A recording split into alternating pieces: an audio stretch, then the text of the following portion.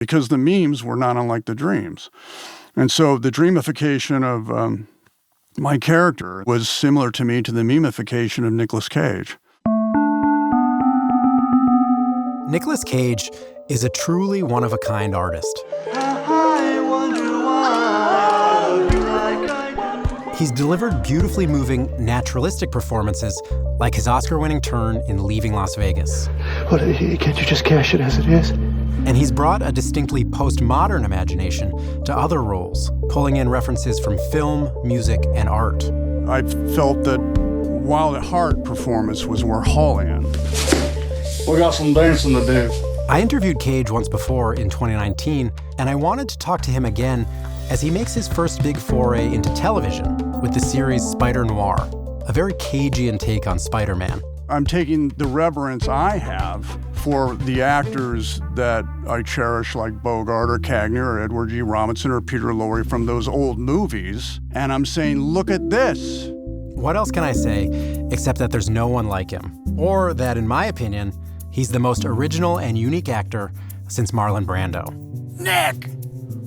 Yes, sir. Where's your leather jacket? Here's my conversation with the great Nicolas Cage. All right, Nick, thank you for taking the time to speak with me. I appreciate it. Thanks, David. Thanks for having me back. I enjoyed our last conversation 7 years ago in Nevada. Right. We'll pick up where we left off. Okay. Which I don't remember. But where I wanted to start, I just watched the speech you gave to graduates at Cal State Fullerton. This is probably something like 25 years ago. Going way back. And in that speech, you said, artists have the license to go straight up the devil's ass, smile at him, and survive. When have you done that? I felt like I did it on Bad Lieutenant with Werner Herzog. And Werner was an influence on that particular speech because I remember he said, if you don't have the money to make the movie, you have to steal the camera and you have to steal the film and make the movie. Do it any way you can. You've got to make the movie. And I think it was saying something about passion, about the passion of facing the odds to get to the truth of what it is you hope to express as an artist. Sometimes you have to be willing to, within reason, allow your instrument, your psyche, your imagination to go to very uncomfortable and dark corners of your memory or of your thoughts in order to convey a truth in a scene that is perhaps disturbing or dangerous in nature so that it doesn't feel phony. I'm not saying go out and do something dangerous, but I'm saying sometimes you have to allow your psyche, if you will, to embrace that dark corner of your mind. And I think that's partially what I was talking about in that speech about, as you said, reiterated, go up the devil's ass. It's not always a fun process to go there, to go back in that dark corner of your mind or that memory, or even look around you at current events in a newspaper to get to that place where you feel the emotion and you feel the grief or you feel the anger so that you don't feel like you're faking it. Have you ever done what you just described, sort of used the world outside, sort of looked at current events to motivate? Certainly. I remember specifically on a little movie I made called Joe. Joe, yeah, David Gordon Green, yeah. And I was having trouble getting to that feeling of intense anger. And without mentioning names, I recalled a newspaper article I read about a little boy who was at the zoo. And he fell into a cage or an environment of wild painted dogs, the African painted dogs, and they ate the child alive. And I remember getting very upset about it, that how could something like that happen?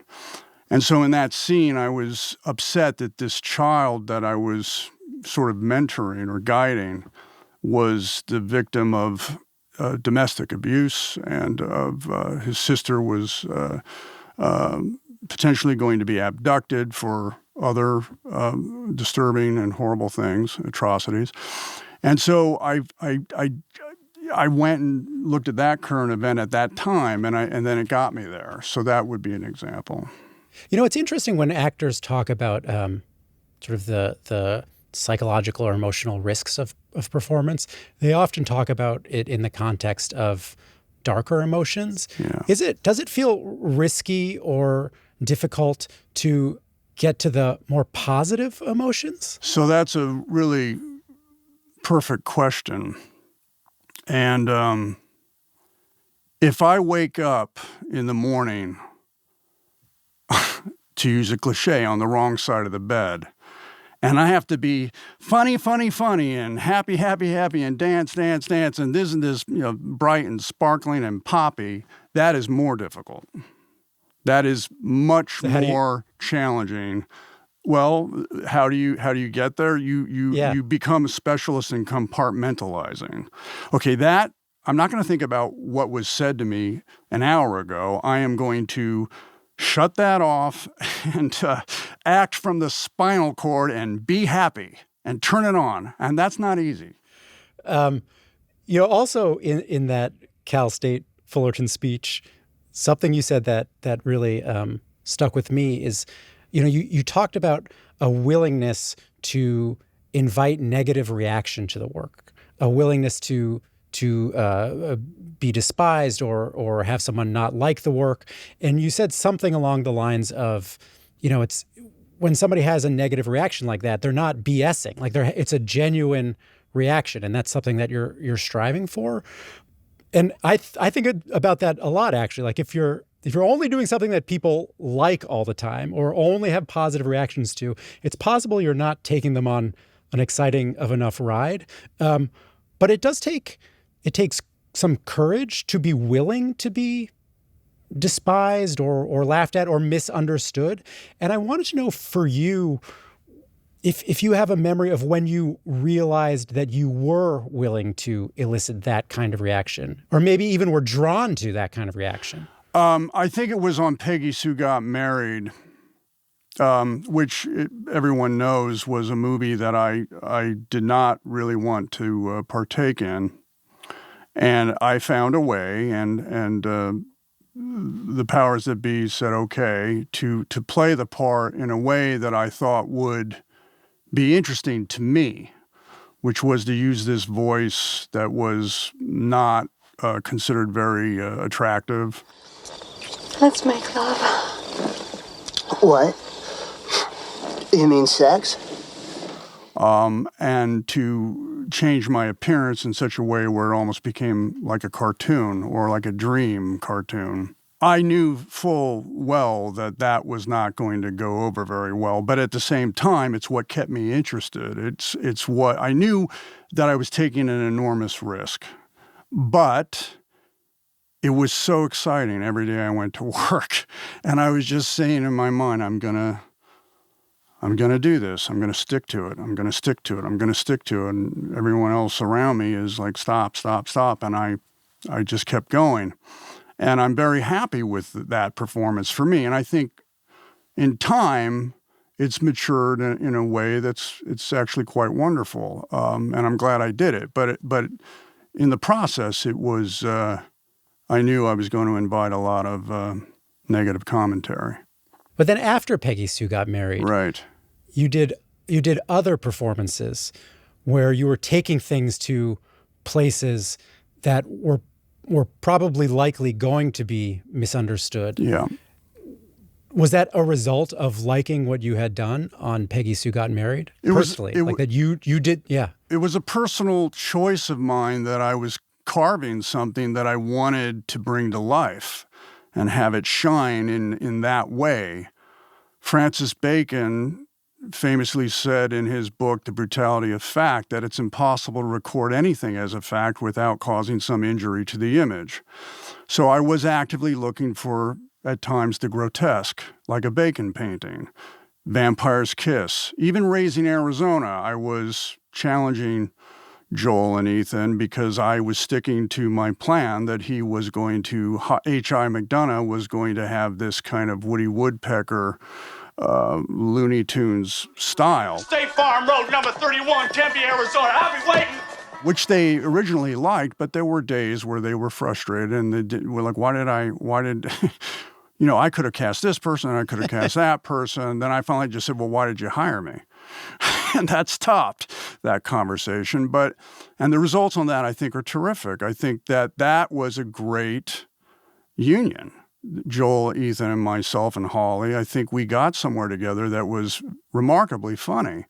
But at the time, it was right on the edge. And then Vampire's Kiss, of course, I mean, I was really struggling on that one because I had a very specific vision of what I wanted. I wanted to bring a Max Schreck-like style back into the sort of 80s yuppie, this is before American Psycho, attitude of like the literary agent who's going to the best restaurants and he's going on dates and then slowly devolving into a vampire and thinking he is a vampire. And that I wanted to bring out the Shrek-like behavior, and I did the horrible thing that I don't need to go back to with the ingestion of that thing and cockroach. Yeah.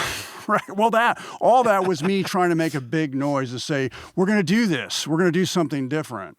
But some of those performances that you just mentioned sort of bring to mind a question I had that's going to be a little in the weeds for most people other than you, me, and Nicolas Cage fans. But I'm going to do it anyway. So I think one of the innovative things that you brought to acting was almost a kind of, there's sort of like a postmodern, almost metatextual element to it, where you would take elements from genres that were outside of film and performance, and sort of outside of the character you were trying to play, and import them into what you were doing. So I'll give examples. I remember when I spoke to you last time, I asked you about this scream that you gave in a movie called Rage, and you explained that you were trying to emulate some sort of Stockhausen sonic effect with that. You talk! I give some of the guts to your boss! Or in Face Off, there's a moment where your character sort of goes up behind a schoolgirl and your face raises up and you're doing like a Francis Bacon style look to the camera. Or in Mandy, there's a scene, I think your character is in a car and you look quickly at the camera and the camera zooms into a close-up like a Bruce Lee movie. And there's any number of other examples like the Woody Woodpecker, Raising Arizona. I could keep going, but are there similar examples of you doing that kind of technique that sort of you haven't seen remarked on? Like, when have you done that and people have not noticed? Well, I don't know if they've known the specifics that went into the choices in terms of what you're calling metatextual. I would call the art synthesis concept that I was dabbling in. Where I could pull from other art forms and have them inform my performance. And I like to take from places, whether it's in film performance, like you mentioned Bruce Lee, or whether it's in graphic art or any other art, Stockhausen. We were talking about Punke and Stimung, I think. In this case, and I will let I did it again. I felt that the Wild at Heart performance was Warholian, not Stanislavski. Warholian, in that Warhol would take these icons and do these marvelous collages with them. I thought, well, why not do that with film performance? And David Lynch, being David Lynch, the great American surrealist, was really up for that. Which brings me to Spider-Noir. We'll circle. I can get there now, or I could circle back. Just go for it. Okay. Just go where you were going. Well, so Duchamp's Shovel started this idea, I think, in pop art of taking a utilitarian tool and isolating it, and we could regard it as fine art. And then you had Warhol doing that with the soup cans. And then I looked at all that, and then I looked at Lichtenstein. And Lichtenstein utilized or embraced a mass utility in the comic strip, and broke it down all the way to the little printing press dots that you see from the printing press, and he threw it into a still life. And it became a kind of Seurat pointillism, but it was a Lichtenstein taking irreverence and reverence in a comic graphic and making it fine art and almost being irreverent about fine art while doing it. So what am I doing with Spider-Noir is I'm taking the reverence I have for the actors that I cherish, like Bogart or Cagney or Edward G. Robinson or Peter Lorre from those old movies. And I'm taking the mass utility of the television, or the tube, if you will, and I'm trying to mash that reverence I have up with a pop icon, a Marvel icon in Spider-Man, if you will, and make a collision in such a way that I'm taking television, which is a mass tool that the many people imbibe on and ingest, and I'm saying, look at this, so that maybe the hope is that a young person in their teens would go, oh, wow, what is that? That's black and white. I'm not too familiar with black and white. Well, I can watch it in color, but I can also watch it in black and white. What is black and white? Oh my gosh, there's this immense volume of beautiful art that all these early actors were in. Let me check that out. Let's go look at that. And by the way, he's Spider-Man. So it's like this boom, this crazy Lichtenstein collision. So that is metatextual, or my art synthesis concept again.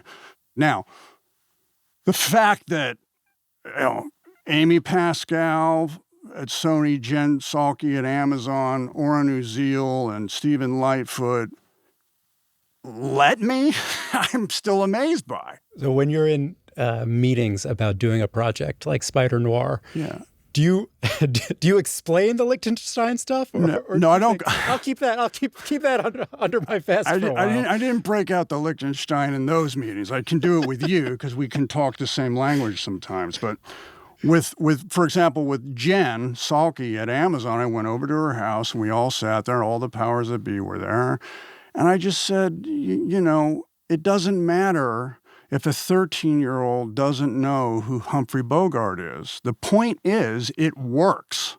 It works. I know it works. And I remember calling Jen and saying, you don't have to only do it in black and white. You can also do it in color. And then they can hopscotch back and check it out in black and white. And then lo and behold, maybe they'll want to see The Big Sleep or Maltese Falcon. I had zero interest in watching the color version. Thank you. Well, I think folks like us, real film enthusiasts, will go with the black and white. But I'm hoping that the 13-year-olds, the 15-year-old, whomever, will see the color and go, well, let me try the black and white. What were they? And I think they will. I mean, there's a real... Are we doing spoilers in this interview? Well, it's fine with me. You're the one who has to decide. I mean, I really wanted to see a version of a Spider-Man that was grappling with the arachnid DNA that was flowing through his bloodstream and having to retrain himself as to how to be human. I have a couple more questions about acting, but before I do, there's something I was curious about related to spiders. I know you've had a lot of exotic pets. Have you had a spider? Oh, sure. I've had spiders, tarantulas. Well, I even learned a little bit about the movement of spiders, and I put that in the script. Spiders don't have muscles. Their appendages are like straws. They shoot fluid, so the fluid is making their appendages move, which is fascinating to me. It's like a party whistle. All that went into the script. There is a spider that I found fascinating, which is listed as one of the more intelligent animals, and it's called the Portia spider. And this spider, Tell me about it. This spider is so intelligent. It literally knows what bug likes which tune on his web. So he knows what to play to get the fly, and he knows what to play to get the grasshopper, and that's really something that exists. I thought that was fascinating. This is slightly related. I read there was a Reddit Ask Me Anything you did a couple years back. Right. And someone asked you about, I think, I don't even remember what the question was, but the subject of praying mantises came up. And you said, don't get me started on praying mantises. Why not? Well, I think it was the same movie we had talked about years ago with that great line, I never had a career, only work, the Hammer horror film. A Million Miles to Earth or something. Not A Million Miles to Earth. Quatermass in the Pit. Yeah. That's it. Whoa, you have a good memory. Holy moly. You remember that? Yeah. Well, that's something you mentioned in passing 7 years ago. Those aliens in that looked like praying mantises, and it flipped me out. I was very impressionable as a child. Which brings me to another reason why I'm glad that I managed to finally do a season of television. Because I think even before I discovered James Dean and Brando, I was all about my television, the Zenith Oval television in my living room. And I wanted to get inside that TV because those little people in that TV were far more interesting to me than the people in my living room. And I think that was my earliest memory of wanting to be an actor. It was people like Bill Bixby and Peter Falk and Rock Hudson and Macmillan and Wife and Dennis Weaver and McLeod. And I loved anything by Rod Serling. So the television, and it's amazing it's only happened now, was largely responsible for me wanting to become an actor at the earliest age, like 3, 4, 5, 6. The TV was the savior of my childhood. Why the savior? Well, I don't want to go into too much detail, but it was not the calmest domestic environment, and I could go and escape in the TV by watching shows, or I could go in the backyard. Amazing how much time I spent in the backyard without anybody checking on me. I started digging a hole.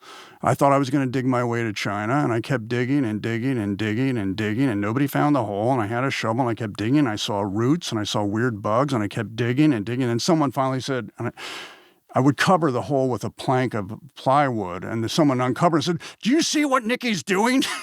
Oh my God, look at the size of this hole." Then what was the upshot? Did you get in trouble for the hole? Well, the upshot was it rained and then it was filled with water and I had like a pond of sorts. But yes, I did get in trouble for the hole. I got in trouble for the hole, and I got in trouble because Evel Knievel was big back then, I got in trouble for jumping off ramps on my Huffy bike, going higher and higher. And I remember at one point, I was going to put on a show for the neighborhood, and I would jump over beer kegs. I don't know how I had beer kegs. There were beer kegs, and I would go over 1, 2, 3, 4 on my ramp.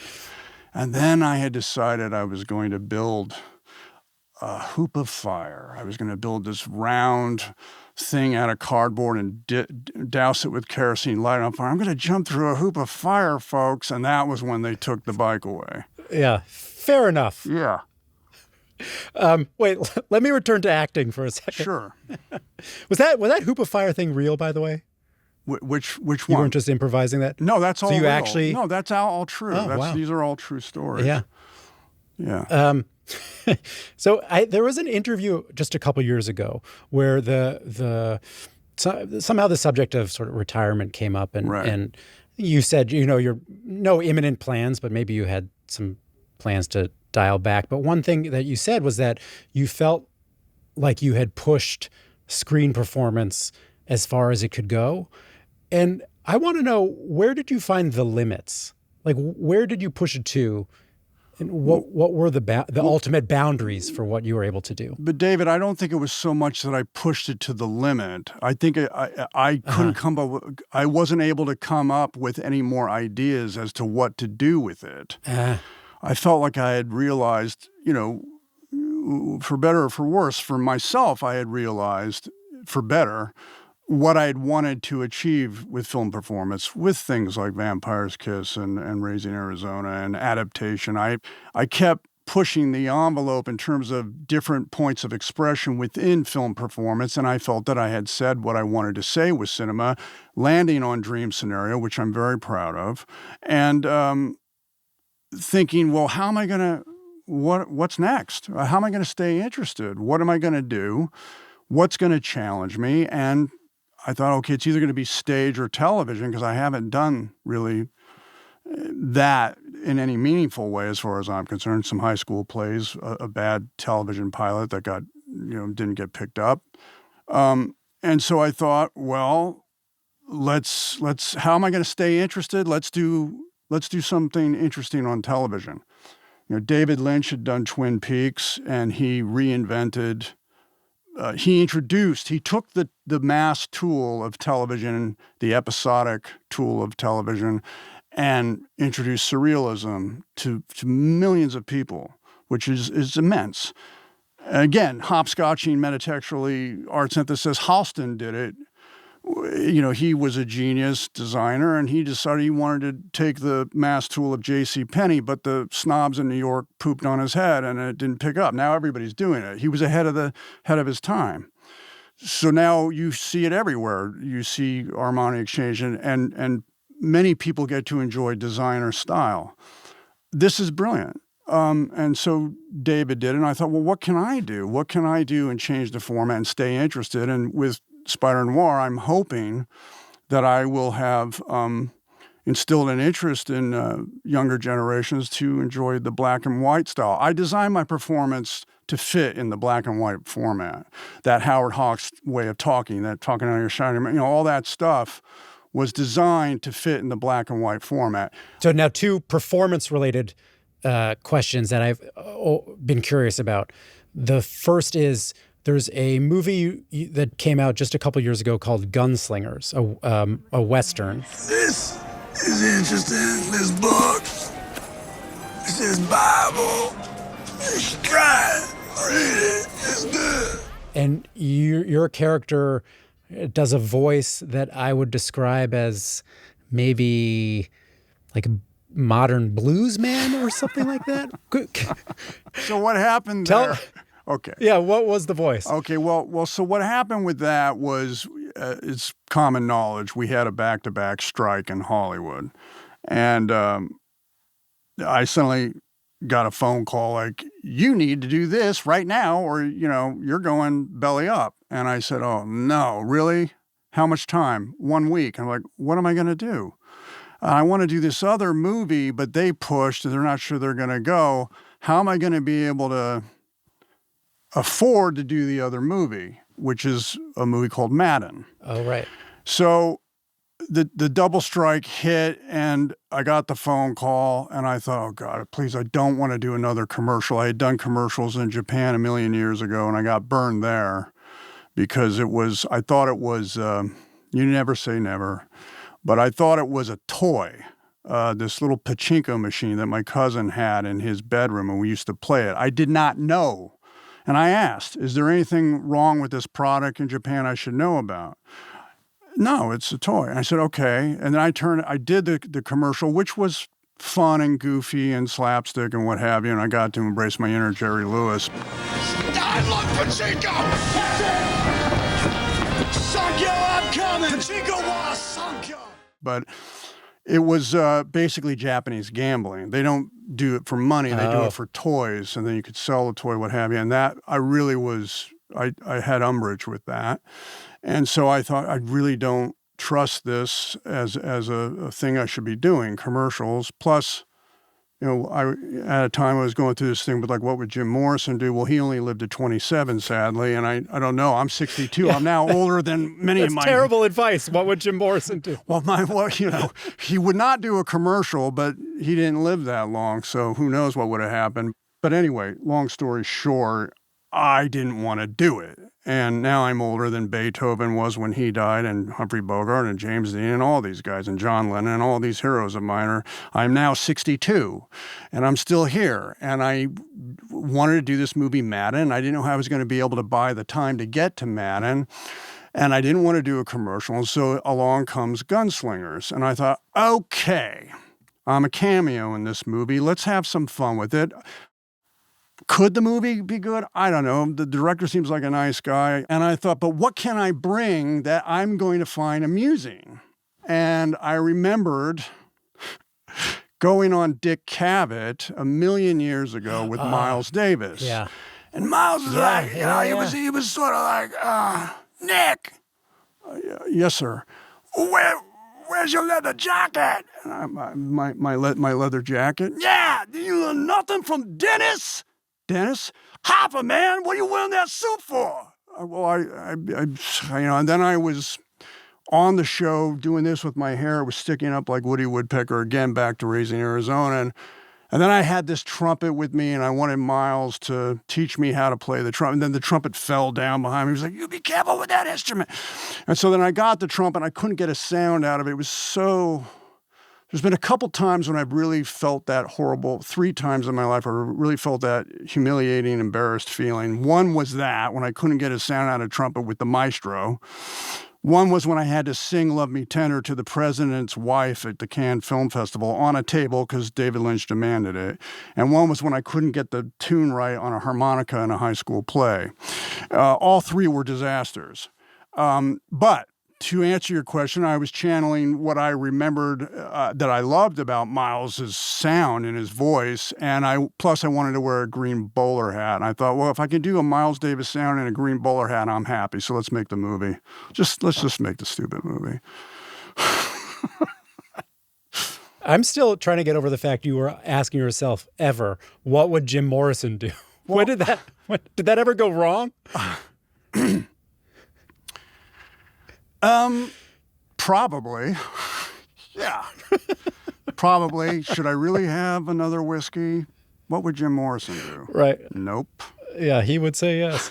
He would say yes. Well, go ahead. No, I'm a big fan of his poetry and his stage presence and his voice. I think his voice, if you listen to it today, sounds like it's so iconic. It doesn't sound real. It's like, how can that come out of somebody, really a human being? What was it? Come on now, touch me, babe.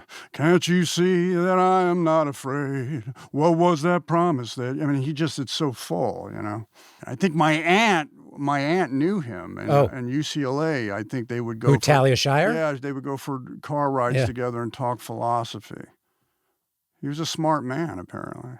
And thus concludes the Jim Morrison portion of this interview. It's probably best.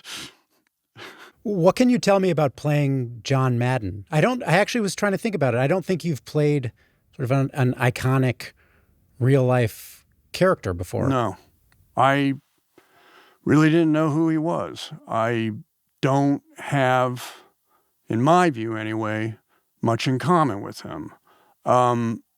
David O. Russell is someone that offered me a movie a million years ago. I think it was, I don't remember the name of the movie, but anyway, it was a good movie, and he offered it, and I said no. And he's the only director that I ever said no to who actually came back and offered me another movie. Most of them, they get their feelings hurt or something and don't call you back. It's happened a million times to me. And it's happened with Christopher Nolan, it's happened with Woody Allen, it's happened with Paul Thomas Anderson. They don't call me back. And my schedule. Really? What movie did Christopher Nolan and Paul Thomas Anderson offer you? Well, the Paul Thomas Anderson movie was a very early movie. He'd show me a short film which was very good with Philip Baker Hall, and we were going to do something. Hard Eight. Yeah, and it didn't work out. But anyway, David did call me back, and I thought that was really, it showed a lot of class that he would call me back and invite me again. And I didn't want to say no to him again because I do have great respect for his talent. And it was a beautiful experience. I enjoyed working with David. I enjoyed working with Christian. I enjoyed working with all the actors, John Mulaney. I mean, and we really got in step with each other. And so I'm glad I did it. But again, it was a big challenge. It was a stretch. I mean, it's not, I don't think of myself when I think of John Madden. So I was like, okay, how can I get way out of my comfort zone? Which I think we talked about. That was what David Bowie said to me. I asked him, I said, well, how did you do it? How'd you keep reinventing yourself? He said, I just never got comfortable with anything I was doing. And so that's stayed with me. In a movie called, I believe it's called Deadfall. Yeah.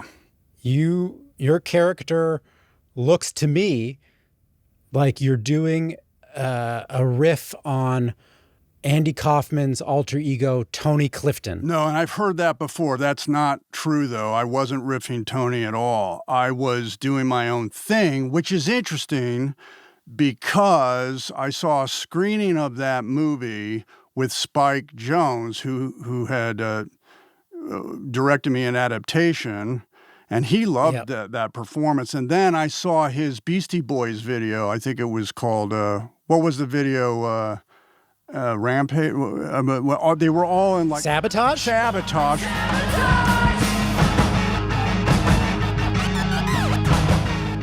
And they're all in like these bad wigs, and they all and these terrible sunglasses. And they all look like Eddie from Deadfall. I was like, oh, okay. I think I know where that came from. But no, I was. That was another movie I didn't want to make, and I felt like I had to because it was my brother, and I said, okay, I'll do it. Your brother directed it. Yeah, what can I do that will make it interesting for me, and what can I bring to this? So I just went full id release, just full. I didn't care if it made sense or it didn't. I just wanted to do this like live wire performance in a bad wig and an upturned nose. So the nose kind of went out and then up like that. And I'm very proud of that performance. I do think it, I think it endures. Earlier, you said you pointed to a film you did a couple years ago called Dream Scenario as sort of being the culmination in some ways of what you were doing. And Dream Scenario, for people who didn't see it, you played a college professor who starts showing up in people's dreams. Yeah. But can you explain what was going on in that performance that makes you point to it as a kind of culmination? I think that because I was contending with this sort of memification. Yes, I coined the word memification. I don't think it was ever used before. This memification that I had lived through and needed to find a place to put it, and that was the perfect vessel because the memes were not unlike the dreams. And so the dreamification of my character in Dream Scenario was similar to me to the memification of Nicolas Cage. It's interesting that you bring up Dream Scenario as a way to address the memification, because I was wondering if that was part of the intention for doing that film.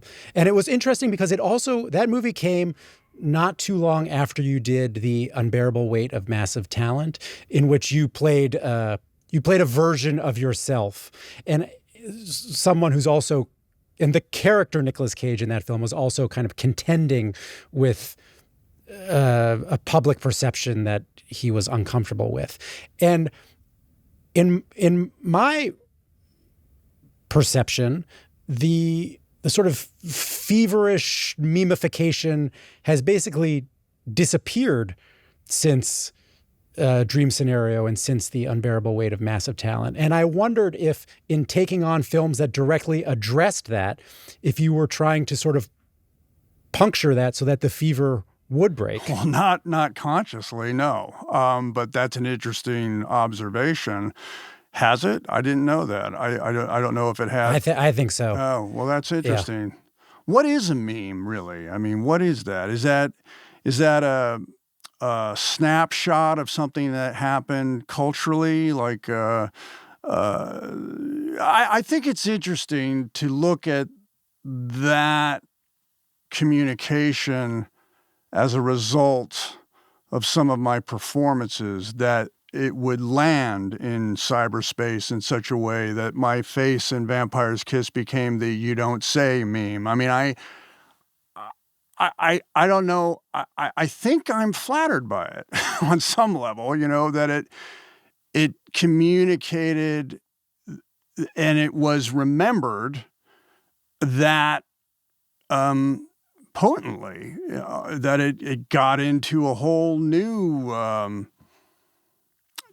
technology that I wasn't even aware of when I made Vampire's Kiss. It didn't exist. It's that's how I'm choosing to look at it. I think positively it kept me in the conversation. I have a slightly different theory for why some of your stuff in particular got memed.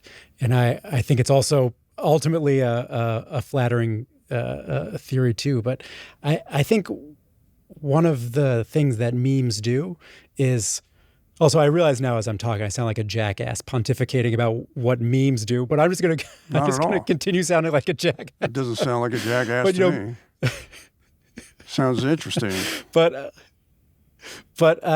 memes are sort of the purest encapsulation of a particular feeling or sentiment that then is otherwise being expressed. So like the example of the Vampire's Kiss "you don't say" meme, that is capturing a feeling and an emotion that people have in the purest possible form. And that's why it gets passed around, because people use it as a shorthand for a feeling that they're having. And seen in that light, I think actually stuff getting memed is a signal that you were doing in your case, we're doing the job correctly, I would say. I think that there is a need for a vessel vicariously for folks who are good citizens, who are doing their best to be upstanding members of the community,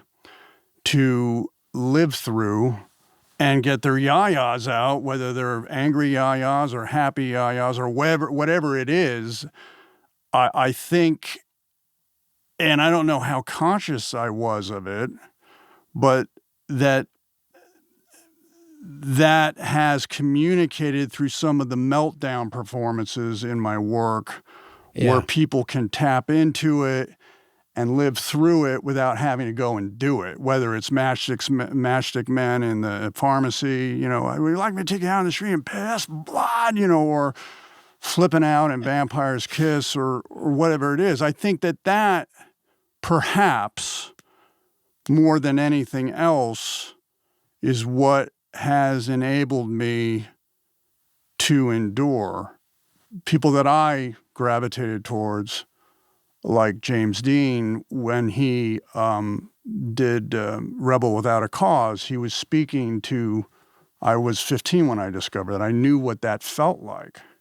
And so I think as a person that enjoys being an audience member, I find these actors or personalities in cinema that have helped me find my own identity or understand what I was going through in my own life.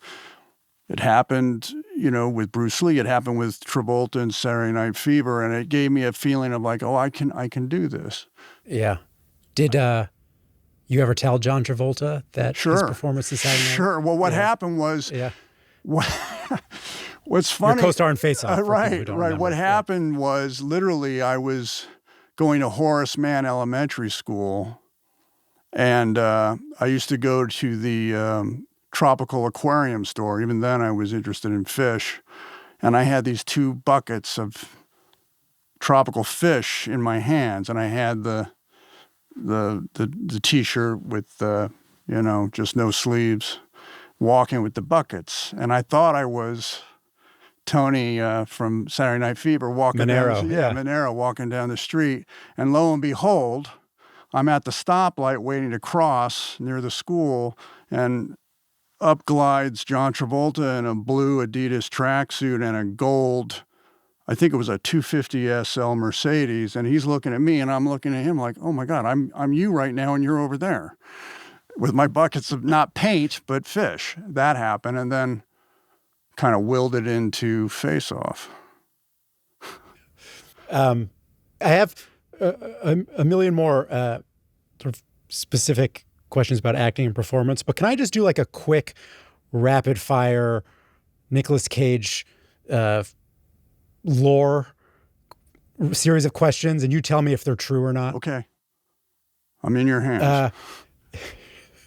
Let's have it. For better or worse. No, it's all good. What have you got?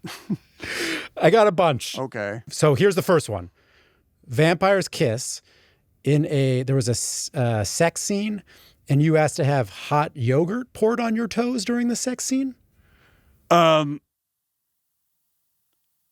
was some yogurt. There wasn't hot yogurt.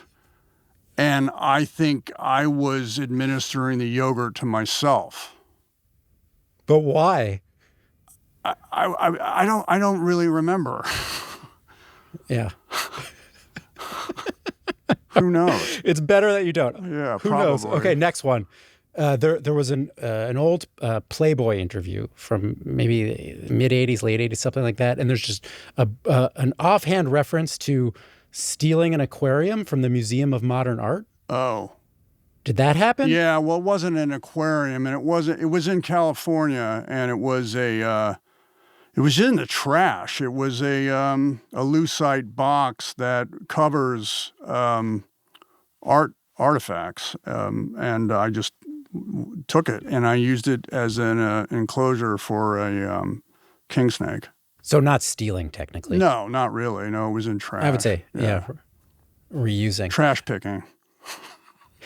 All right, last one for now. I might come back to some others, but so apparently at Graceland, there's a private family only area, and I read that you were granted access to the private area and tried on some of the king's clothes and sat in the bathroom in the same position that Elvis was found in when he was found dead. Is that true? No, that's not true at all. What is true is, my ex-wife and I, Lisa Marie Presley. When it was great, we were very close, and we had a lot of laughs. And there were a couple of nights at Graceland where she wanted to go upstairs, and so I did. And I remember lying in Elvis's bed, and he had this, those little fiber optics things that spin and change colors?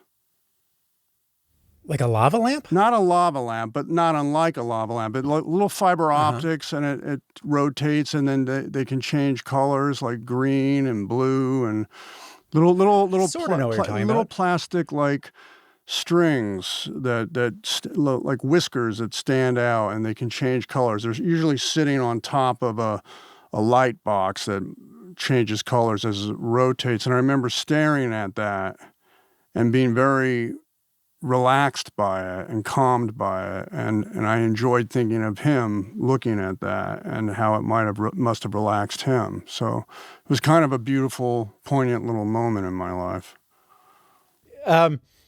Okay, so acting is, in a lot of ways, is all about choices, right? The choices that the actor chooses to make within the performance, and the choices that the actor makes about what performance is to do. I think you're sort of known in some ways for making unconventional choices in performance, or doing the unexpected thing or the surprising thing. Yeah. And I want to know about the difference between making choices in art versus making choices in life. And I assume that in art, you're able to be very intentional and decisive about the choices you make. Are you able to access that kind of control in life also? Or do choices in life present difficulties that choices in art don't present? I think that's a pretty astute question, and within the question, I think there's perhaps some observation. It's no secret that I have over the years, particularly early on, perhaps had lack of impulse control and probably shouldn't have bought that car or shouldn't have bought that property or whatever it was. And yes, in art, the comedian in me is looking for the surprise. You get a laugh when you do something unexpected. That's what makes people laugh, in my view. Or you do something marvelously witty. But it's usually the surprise element that evokes a laugh response. So there's a lot that part of my palette is always at work with the tragic part, and sometimes at the same time. But in my own personal life, for example, when you met me 7 years ago, I was more interested in other habits than I am now. I am extraordinarily boring right now. I live a very monastic life. I am not taking any risks whatsoever if I can avoid it. I am really going to go the other way. And I am all about raising my 3.5-year-old, my toddler, to have a happy and healthy life. That is my focus. And when I work, that's it. You know, my 2 boys are grown up. And, I mean, I do have vices. I mean, I drink entirely too much caffeine. I'm drinking 200 milligram, strawberry energy drinks 6 times a day. And I'm not good with my phone, and the doom scrolling's got to stop. They're not good vices to have. They're not good for your psyche. But I'm not enjoying a martini, which I did like my martinis, and I'm not doing other things. I mean, I am pretty monastic. So to answer your question, I'm not doing any unexpected things in life at the moment. I have to say, I was wondering about the question almost in more of a like a cognitive, like a mechanical cognitive way, because I think this is, again, I'm just pontificating in a way that I probably shouldn't do because it makes me sound like I have know things that I don't know. But I think one of the real secrets to life, at least for me, has been realizing, like, if you can just get in between the impulse and a thought, you can really live a much healthier life, Yeah. Like if you can just consciously decide, I feel this, but I don't have to act on the feeling. I can take a step back and decide actually what I would want to do or what would be the prudent thing or the better thing to do in a given situation. And it seems like with acting, one of the gifts is to be able to do that, to say, okay, my character is thinking and feeling this. What is the best way for me to respond in order to deliver the performance I want? Are you able to have that kind of perspective on day-to-day life choices where you can step back in the moment and say, how do I want to move forward right now? Yes, I am. And is it the same kind of thought process? No. Is it the same kind of? So tell me about the difference. 2 different muscles. One is a trained through years of experience, understanding of my instrument and what I can contribute on the set for a specific character and performance, and with my co-stars that will flow and collaborate in such a way that we can have a spark and hopefully entertain you. The other is just sort of saying, well, you're doing this, and I am not going to get angry because I'm going to let you do that and be patient and take it in and think about what I can do to diffuse, but without engaging. And that I find very easy. I mean, when I was 19, no. Now I'm 62, sure. I know, I think I know what to do and what not to do, whether it's at home or in a restaurant or out in public, whatever. First thing I do is I don't go out if I don't think I can meet people well.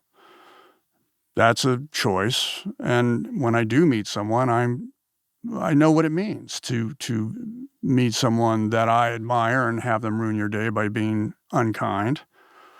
My favorite pillars of the human spirit, which I'm a big believer in, are kindness, compassion, wisdom, and love. And, I want to embody those pillars when I meet people.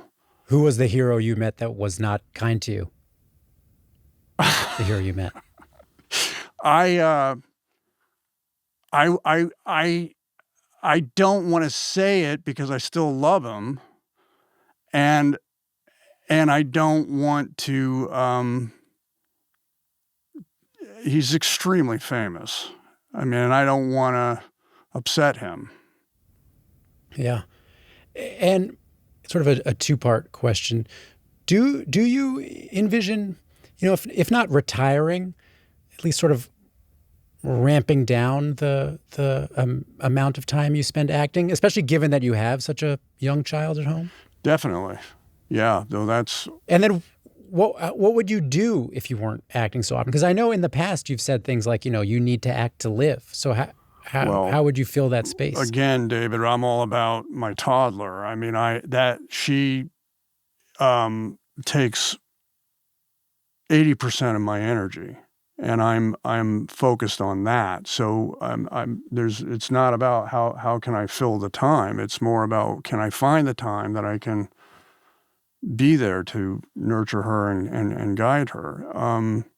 And I'm lucky right now because she's young enough that as long as we can travel together and I can come home to her, that's good. But that is on my mind, how I'm going to compartmentalize my time.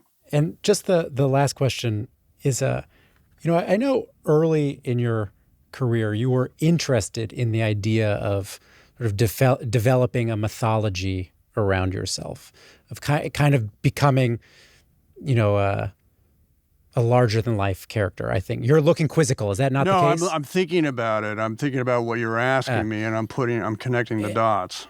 And whether you realize it or not, you definitely have achieved that and are, to a lot of people, a kind of larger than life character or figure in the way that other kind of older Hollywood icons might be. I think of somebody like a Dennis Hopper or something, or a Brando, whose sort of reputation precedes them in a way, and they have a mythology around them.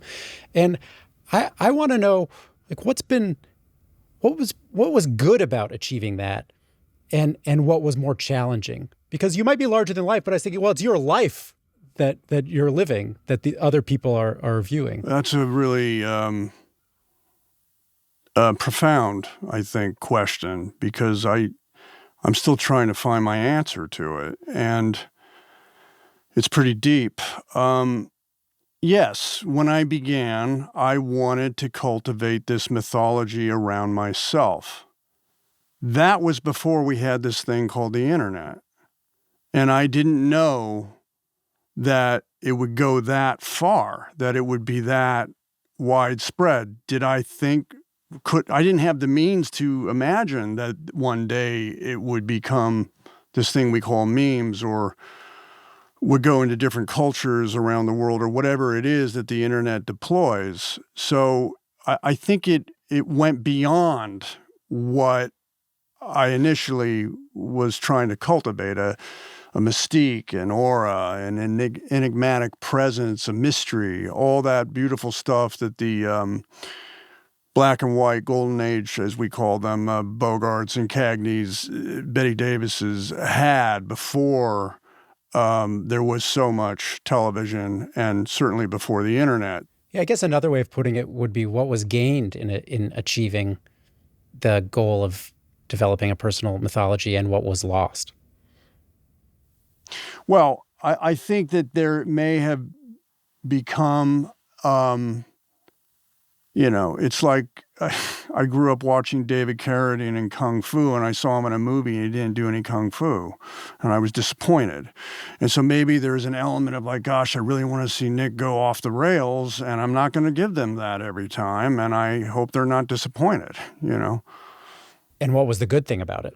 about having achieved the goal that you set out for yourself in your early 20s. But David, it wasn't the goal. The goal was to create that mystery, that enigmatic aura. This is something else that I had no reference point that it would happen. And so I'm still trying to so what can I say that what's the good thing?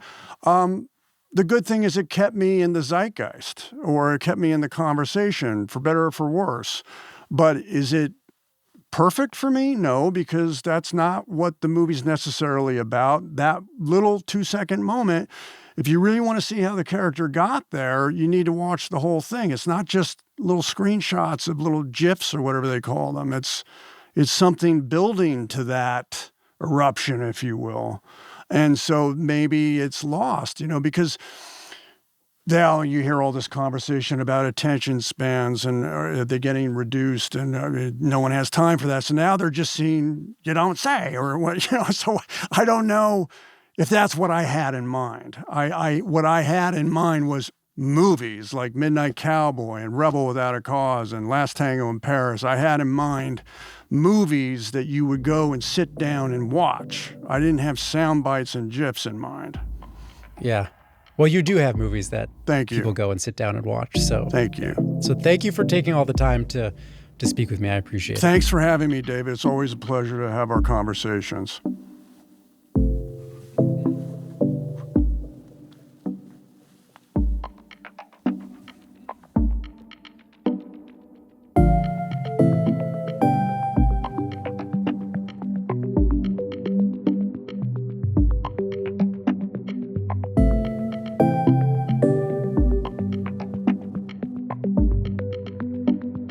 I'm Lulu Garcia-Navarro. And I'm David Marchese. And we're the hosts of The Interview, an audio and video podcast from the New York Times. Every week, we interview fascinating and influential people from all walks of life. Subscribe to our YouTube channel so you'll never miss an episode.